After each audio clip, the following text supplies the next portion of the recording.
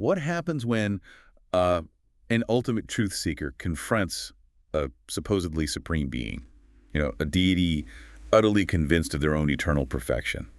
Sounds like the setup for pretty epic cosmic philosophical showdown, doesn't it? Well, you're in luck, because today our deep dive is exactly that.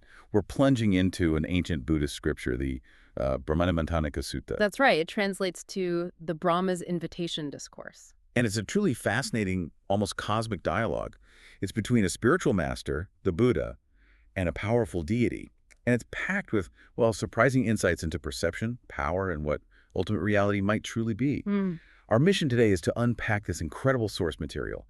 We want to explore how the Buddha challenges these fundamental misconceptions about permanence and self-delusion, even at a divine level. Right, and what that means for our own understanding. Exactly. Yeah. Our own understanding of knowledge and, yeah, maybe even our own liberation. So let's set the scene for this extraordinary encounter. While the Buddha is often found in Savatthi, the core of this particular story actually happens when he was in Ukatu. Okay. And it's there that we're introduced to a powerful deity, Baka Brahmā. Now, Baka has what the text calls a wicked wrong view. Yes, that's the term used. Baka Brahmā holds this incredibly strong, fixed belief about his realm. He's convinced it is permanent, stable, eternal, complete, unmoving. Wow, that's quite a list. It is. And he believes that nothing in his realm is born, ages, dies, passes away, or is reborn. And crucially, this is the key part. He believes there is no further escape beyond his realm. This belief in absolute permanence really resonates strongly even with, human tendencies, doesn't it? It absolutely does. That's such a vital question. Why do we as humans cling to permanent so much? Yeah. Does the text itself offer hints, or is it more from the Buddha's broader teachings? Well, it's a fundamental human longing, isn't it? We crave security, certainty, something unchanging. Baka Brahmā just embodies this desire to its absolute extreme. All right. He's so comfortable in his eternal reality that he's just utterly blind to anything beyond it. It suggests that clinging to a fixed view of reality, even if it feels nice, can be the biggest limitation of all. So Baka Brahmā sounds pretty confident, maybe overconfident in his reality. But this is the Buddha we're talking about. How does he respond? Well, the Buddha perceives Baka's thoughts. And then the text describes his arrival in this really striking way. Oh, so? It says, as a strong man might extend his flexed arm or flex his extended arm, he vanishes from Lokiya and appears instantly in Baka's realm.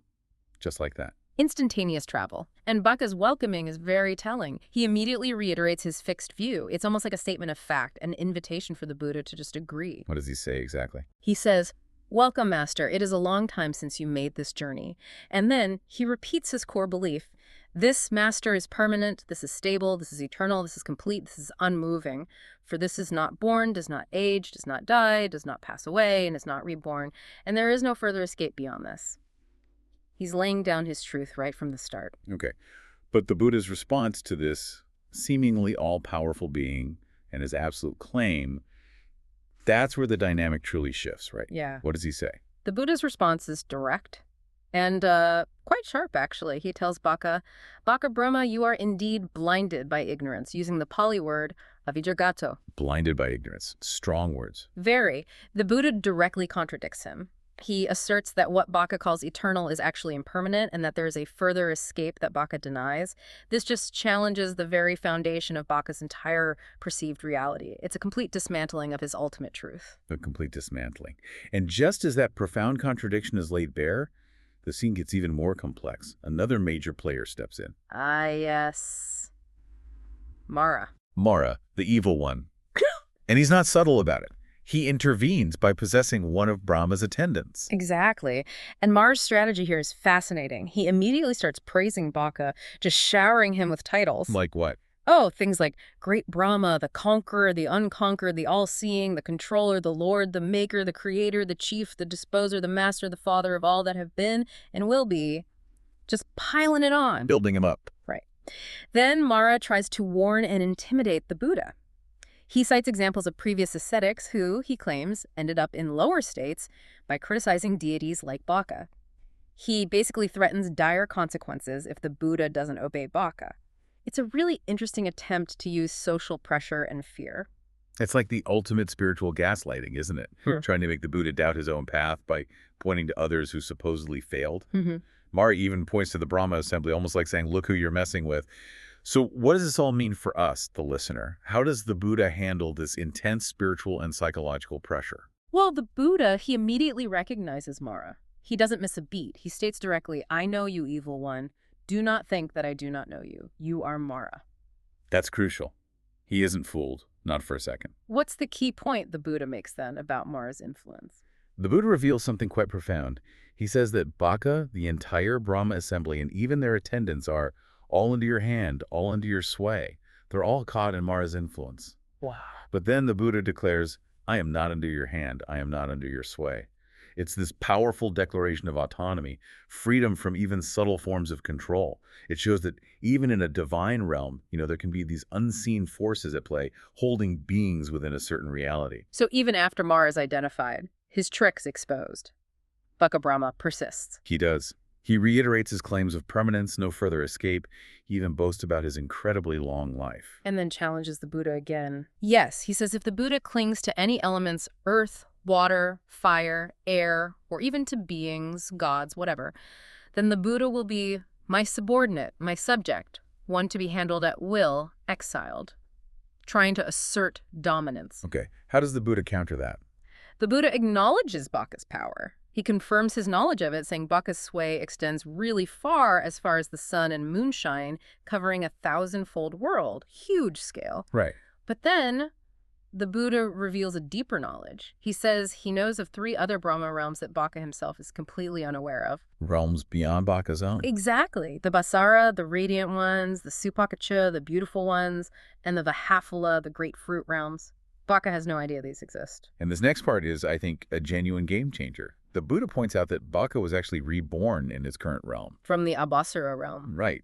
But he's forgotten this because he's lived there for so incredibly long. This is just a massive aha moment, isn't it? Even an eternal being, this powerful deity, can forget its own past, to be unaware of higher realities. And this is where the real insight lies for us, I think. Even the most powerful, supposedly eternal beings can be totally trapped by their own limited perceptions, blind to higher truth. Yeah. The Buddha's knowledge isn't just greater in scope, it's fundamentally different. It's a kind of freedom from these self-imposed limits. It lets him see this vast, interconnected tapestry of existence that Baka just cannot perceive. The conversation deepens even further then. The Buddha starts describing something even more profound than these higher Brahma realms. He does. He introduces this concept of consciousness without surface, without end, radiant all round. Consciousness without surface. What does that mean? Well, he explains that this consciousness isn't experienced through or limited by the usual things, not earth, water, fire, air, not beings, gods, not Prajapati, not even Brahma himself.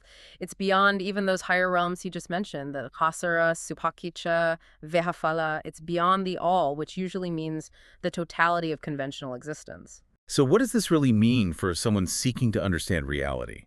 This sounds like a radically different way of perceiving existence. It goes beyond all the categories and classifications we usually rely on. Exactly. Try to imagine a pure, unbounded awareness. It's not tied to anything you can see, hear, touch, or even think of in the usual sense. Okay. It's not a thing or a place. It's more like a fundamental knowing, completely free from our usual categories of existence and non-existence. That's the glimpse the Buddha offers here. It's a consciousness that is utterly unconditioned. This clash then leads to like an ultimate power play, right? Baka challenges the Buddha to disappear. Yes, but the Buddha demonstrates that Baka cannot make him disappear. Baka tries and fails. Then the Buddha offers to disappear for Baka. And how does he do that? He does it in this extraordinary way. He performs a supernatural act where he recites a verse. The verse is, having seen danger in existence and seeking non-existence, I did not extol anything existent, nor did I take delight in it. And Baka and his entire assembly hear the verse clearly, but the Buddha himself remains completely invisible to them. Wow. This isn't just some magic trick, it's a profound demonstration. It shows him transcending physical limitations, even transcending the very concept of existence and non-existence, a complete mastery over perception. What was the reaction from the Brahma assembly? They must have been stunned.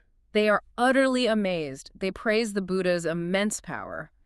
And they note something significant, that he, having renounced the Sakyan clan, has uprooted existence root and branch for beings who delight in existence. Uprooted existence. That raises an important question, like you mentioned before. Why is uprooting existence seen as liberation, not something terrifying? Because from this perspective, clinging to existence, any existence, even a divine one like Baka's, is seen as the fundamental root of suffering, of dukkha. So to uproot existence is to uproot that suffering entirely. I see. But even after this incredible display, Mara makes one final attempt, still trying to deter the Buddha. One last try. He again possesses an attendant and tries to dissuade the Buddha from teaching disciples. What's his argument this time? It's a pretty flawed argument, actually. Mara claims that previous Buddhas who taught disciples ended up in lower states, while those who didn't teach supposedly ended up in excellent states. So Mara advises the Buddha to just, live in present happiness, don't exude yourself, don't instruct others. Basically, keep your enlightenment to yourself. That's such a classic trick, isn't it? Twisting the idea of peace and non-attachment into complete inaction, even selfishness.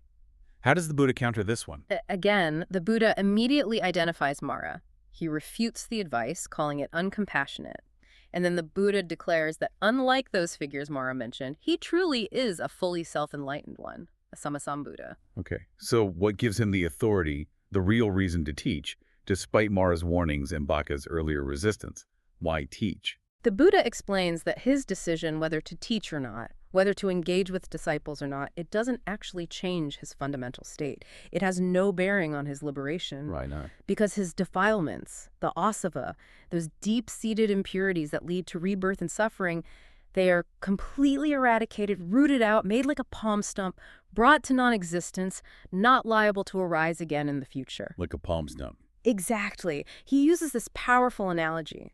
Like a palm tree whose crown, the growing part, is cut off. It's unable ever to sprout again. His potential for suffering is gone. This means his teaching comes from a place of complete, unshakable liberation. It's not driven by attachment or fear or any desire for external validation. He teaches simply because he can, out of compassion, not out of any personal need. So this deep dive into the Brahmanimantanikasuttaṃ, it really shows us the profound power of firmly held beliefs, doesn't it? Even when they're completely rooted in illusion. Absolutely. And it highlights the subtle ways external forces, like Mara represents, can try to influence us, even when we think we're free or powerful, like Baka. The psychological dimension is strong. And most importantly, maybe, it illuminates the profound liberation that comes from truly understanding reality beyond those superficial appearances. The Buddha didn't just, win an argument with a powerful deity. No, it was much more than that. He illuminated a path to freedom. Freedom from the very cycle of existence that even these powerful deities can be trapped within. A freedom based on seeing things as they truly are. Which leads us to a final thought. This ancient text really challenges us, you, the listener, to reflect. What eternal truths do we cling to in our own lives? Truths we hold perhaps without realizing we might be unaware of deeper, more expansive realities. That's the key question. And how might letting go of those fixed ideas, those attachments to permanence, pave the way for our own further escape from limitation? Something to think about.